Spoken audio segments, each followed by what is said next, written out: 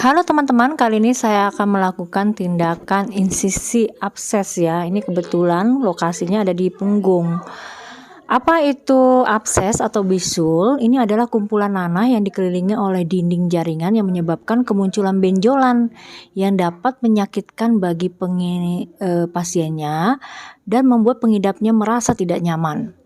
Nah, abses ini terjadi ketika tubuh mencoba mengendalikan infeksi dengan membentuk dinding di sekitar area yang terinfeksi. Saat jumlah nanahnya meningkat, benjolan itu akan tumbuh dan menyebabkan rasa sakit.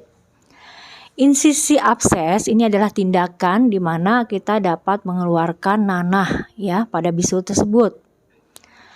Nah, saya akan melakukan insisi ini dengan memotong bisulnya tersebut menggunakan bisturi ya. Dan sebelumnya kita bius dulu supaya pasiennya tidak merasakan sakit. Nah, kemudian setelah kita melakukan insisi, maka kita akan mengeluarkan nanah yang ada di dalam di bawahnya itu ya. Nah, kita lihat bahwa isinya itu sudah mengeras ya teman-teman, dan pasiennya sudah merasakan tidak nyaman pada saat bisulnya itu ada di daerah punggungnya. Pada saat tidur dia merasakan tidak nyaman. Nah, ini sudah dikeluarkan ya teman-teman. Nah, setelah dikeluarkan yang bagian kerasnya kita periksa kembali ke dalam apakah ada nanah di dalamnya, di bawahnya ini. Biasanya ada ya teman-teman. Kita lihat apakah ada nanah yang di bawahnya.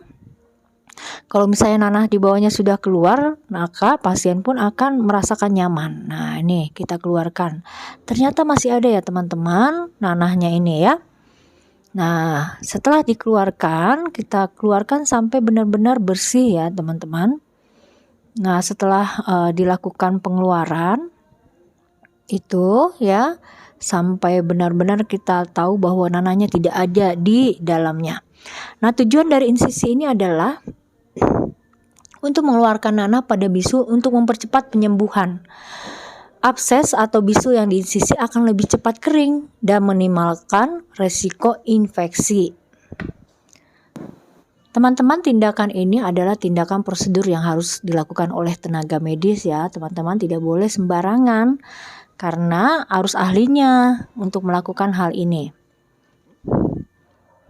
Nah, setelah dipastikan bahwa semua sudah keluar, maka luka ini akan kita tutup ya teman-teman dengan menggunakan kasa ya, dan diusahakan selama 1 minggu tidak boleh masuk air ya, jadi tidak boleh mandi di sekitar luka tersebut supaya penyembuhan lukanya bisa dapat sembuh dengan sempurna.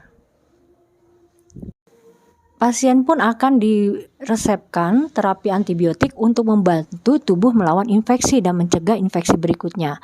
Bila diperlukan, obatnya pun perlu adanya pereda nyeri, karena setelah melakukan tindakan ini ada sedikit nyeri yang dirasakan oleh pasien.